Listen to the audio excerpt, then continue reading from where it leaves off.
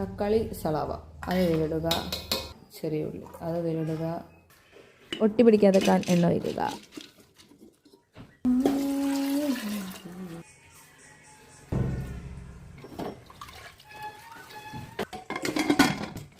അവിഴ മഴയേ നീ പെയ്യുമോ.